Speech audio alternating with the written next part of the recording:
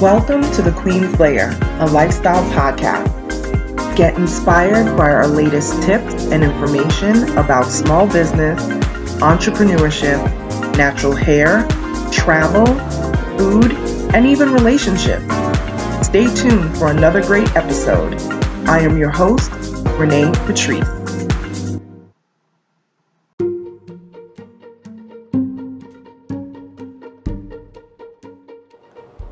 Welcome back, everybody. Thank you so much for tuning into my podcast again this week.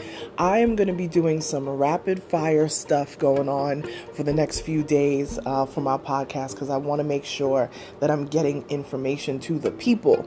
One of the things that people have been asking me about is sponsorships. How do you get sponsorships? How do you get funding, as a creator for your business? It could be a podcast. It could be, your blogs, things of that nature. So I'm going to share some few nuggets tonight that I think that will be very helpful for people and stuff that I personally use. And I hope that it will be helpful to you guys. But I wanted to start again. And I always have to do this every other or so podcast. I have to give a shout out to all my listeners across the world, literally. Thank you so much to my listeners, of course, in the US of A. I appreciate you guys. Thank you so much for all the folks in the Bahamas, the folks in Austria, Mexico, the UK, and Australia. Thank you so much for tuning in week after week. The numbers just keep growing, and I can't say it enough. It just keeps on astounding me every time. I don't even know why I'm shocked anymore, because when you walk in your purpose and God is on your side, nothing should really be a shock, but it's still, I guess it's just so amazing still to me. If you guys didn't know, we are now on iHeartRadio. Listen to the places that we're streaming. We're now streaming on iHeartRadio. We stream through Spotify, of course, through Anchor, Overcast, Castbox, our folks over there at Apple Podcasts, and yes, we are now on Google Podcasts. Yes, we have been trying to get into some of these platforms. It took about 6 or 7 months to get on iHeartRadio. So thank you so much, iHeartRadio, for including my podcast in your rotations. It's just amazing. And Google Podcasts was one of the latest as well. So thank you so much to Google Podcasts. You guys know I live and breathe for Google. So I really appreciate that. All right, so let's jump into this. I'm going to cover it from the standpoint of micro influencers, because I guess that's what I would be considered a micro influencer. Now, micro influencers are folks that have between about 1,000 to, it could be maybe like some people, I've seen numbers say between 1,000 to 1 million followers, but I feel like 1 million followers is a major, influencer. But I have also seen some other numbers where they say it's between like 1,000 to like 100,000 followers. And I think that honestly is more accurate. So we've heard of influencers. The word itself is just another fancy term for advertiser. And the reason why I'm saying it this way is because that really is what it breaks down to. You are in a position to use your platform to advertise a certain product, service, whatever it is that the particular marketing team of said brand has reached out to you about, or maybe you've reached out to them. Maybe you sent them a pitch letter.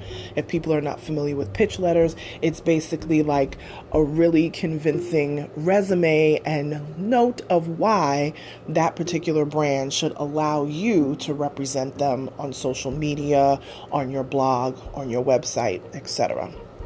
Okay, but for the most part, a lot of brands reach out to influencers and micro influencers because they want to reach the people. There's no need, quite honestly, even for major brands, major companies, for them to spend millions and millions of dollars on expensive ads. People, if you guys watch sports, those commercials that come on in between, the quarters, when it comes to football, or in between, basketball games and things like that, or whatever it is that you're watching, soccer or whatever. I mean, you are talking major, major dollars. And if it's the Super Bowl, oh my gosh. If it's a playoffs, you can forget it.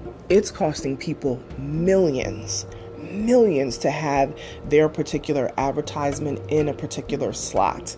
Okay. And it's not just sports events. It's also television, radio, all of that. It costs a pretty penny, and it starts to add up after a while. Although I would say radio is probably the cheaper end as far as dollar amount of what you will spend. You can get pretty affordable stuff with radio, but after you do several turns of that, you're talking thousands and thousands of dollars, and when it comes to the sporting events and things like that, you're easily looking at millions. Okay. So for the micro influencer, you may not be on that level yet. You may not be in that situation where you have 1 million followers, or you have 40 million followers, like some of our, larger influencers, or, quote unquote, celebrities and public figures and things like that we see on Instagram. So if you're like me, across the board, across all of my platforms, I probably have maybe 10,000 or so followers across all boards. But I often get hit up on Instagram, and I get hit up on Instagram. I'm probably averaging about maybe 3,100 or so, a little over 3,000 followers on there. But they're very engaged. You can always see in the comments, I'm talking back and forth with them.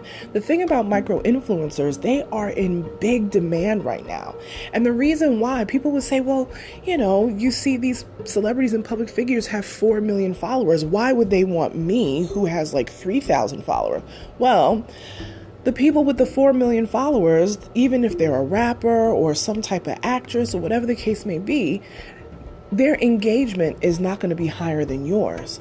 You can actually see all of your comments. To an average post, you may have maybe 10 to 20 comments or so. You can regulate that, and you can talk back and forth with the people who follow you. Whereas somebody who literally, I've gone to some celebrities' pages, and the people that have like 4 million followers, when they post something, they get literally 20,000, 30,000 comments.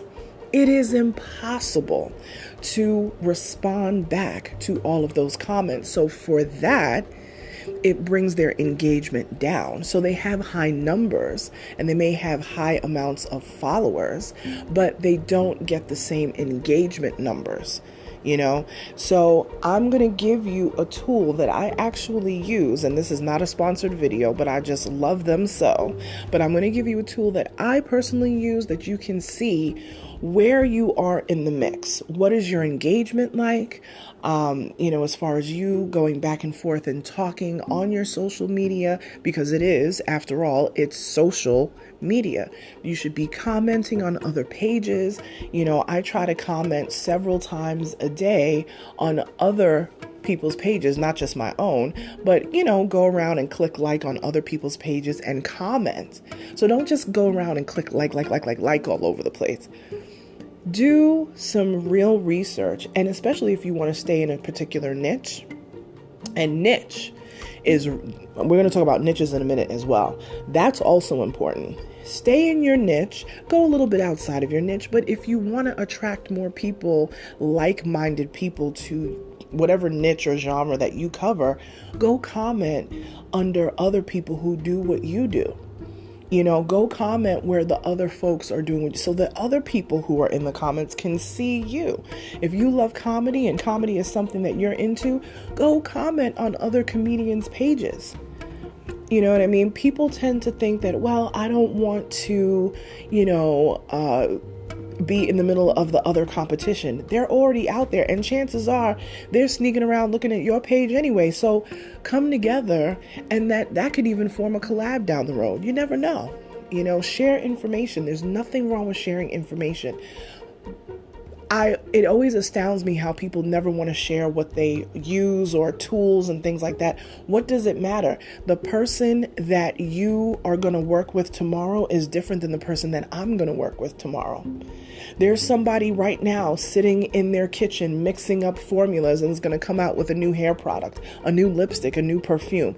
Do you really think we need another lipstick, perfume, or whatever in the market? Honestly, probably not. But guess what? They're going to make money just like the other people who are selling lipsticks and hair stuff and makeup. They're going to make money too, because that brand may not speak to you as it would speak to me. You know, there's some people that they just deal with Maybelline. There's other people that they decide that they want CoverGirl.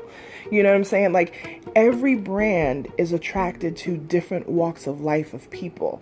You know, people just swear by, oh, I only use this lotion. And people say, ooh, I've never used that lotion. That doesn't work for my skin. So there's going to be somebody else out there that's going to fit that niche.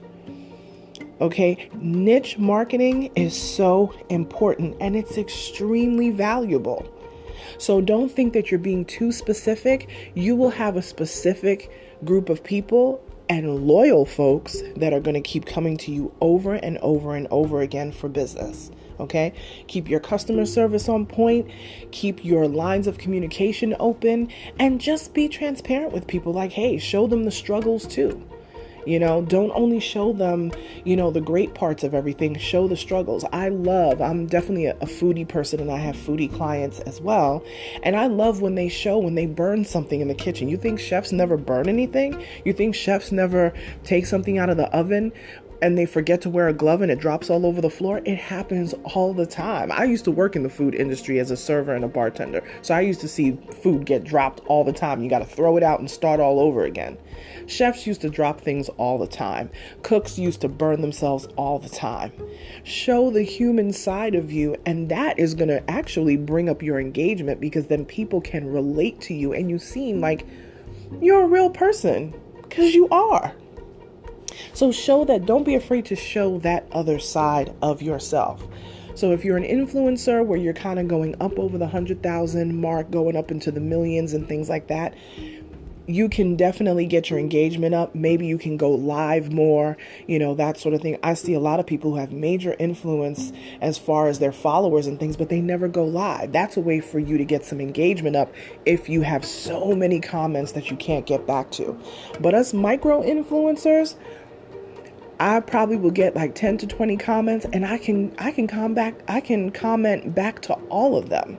So that keeps my engagement high, which means I'm very valuable in this market. So here is one of the tools that I use. And honestly, if there's any other tools that you guys know of, let me know. But this one has been the end all be all for me. That has been amazing for me to score sponsorships and things like that. So it's socialbluebook.com. Social, like social media, blue, as in the color blue, book, as in a book that you read. So socialbluebook.com. Go sign up there as an influencer or creator. Can't remember what the button is. I think it's either influencer or creator, whichever one it is. Go sign up. Go see what your worth is. One of the things that I see so many smaller brands doing, or smaller influencers doing, or micro influencers, is they're constantly taking free product. Here is the problem with taking free product all the time. What ends up happening is those brands do not value you. Okay, you got to remember, when you have the upper hand, if a brand has contacted you, that means they are very interested. Okay, they are very interested and they know what your worth is. They're just hoping that you don't know. So visit socialbluebook.com. Again, this is not a sponsored post or anything. Posting that I'm putting up. This is literally one of the tools that I use to make sure that I am aware of what my worth is. And from there, they're going to give you literally the upload price. So this is what you should be charging. So let's say it's $100. Now you got to factor in how much time it takes you, the sweat equity that you have to put in to create the video. Let's say it's a clothing company that says that they want you to do like a clothing haul and this sort of thing. They need to pay you for your time. The free clothes is nice. The free makeup is nice, but they need to pay you for your time. And the reason why I say that is because if they keep giving you stuff for free and keep giving you stuff for free, that means they're not going to value your influence. They know it's valuable because they came and they sought you out. So there has to be, at some point, there has to be a discussion of compensation.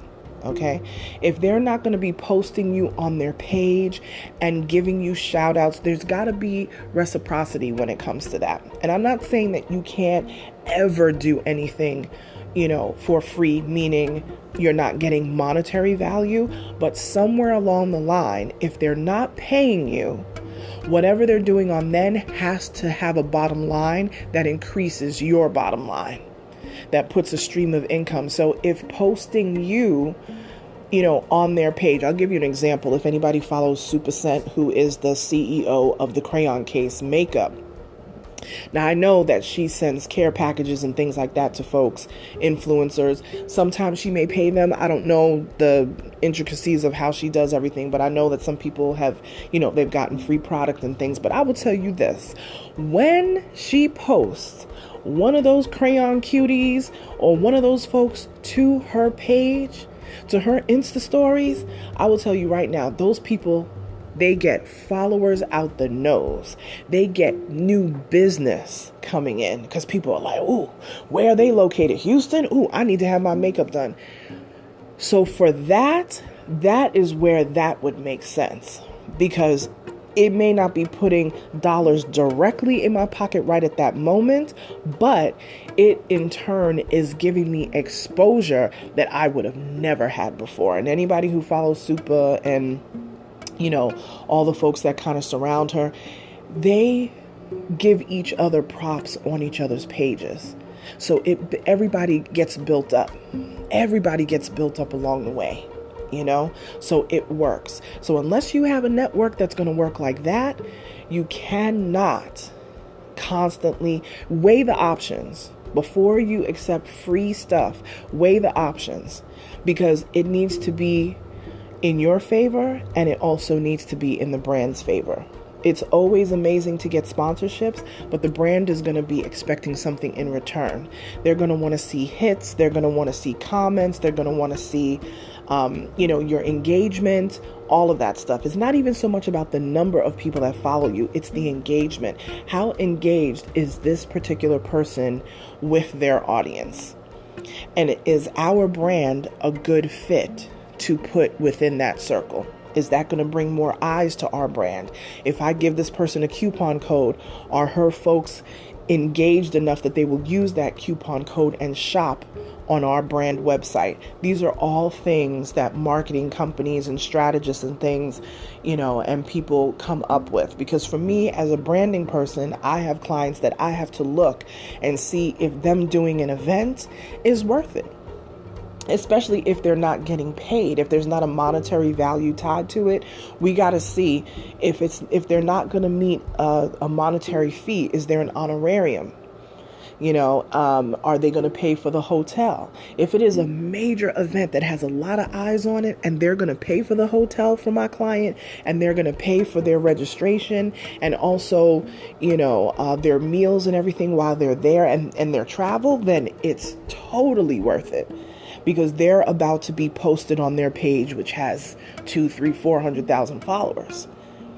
And they're named in the booklet as XYZ expert. So for that reason, absolutely.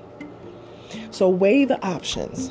But again, socialbluebook.com will give you a great starting point to get your footing in there. If you are looking to do sponsorships, if you're looking to do ads for brands that may approach you, or maybe you will be approaching them. So start with Social Blue Book before you get into any conversations about exchange of goods, services, pricing, all of that. Social Blue Book will definitely give you a great jump start point from there. Okay? So that's it for today. I told you I was going to make it quick. I don't even think this is going to be 20 minutes. Micro influencers, you are in demand. Know your worth. Find me on social media at Onyx Queen Media. If you want to email me, you have more questions, or you want me to do more segments like this, let me know. Info at Onyx Queen Media. I'll talk to you soon, guys. Bye.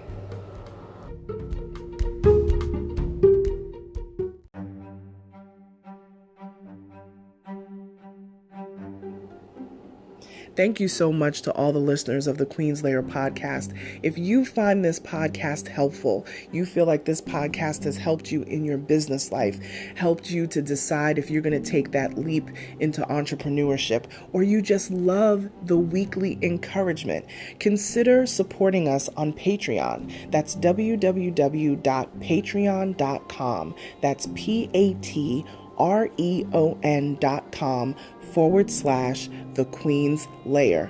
Support us. We want to do amazing things with this podcast, but we can't do it without your help.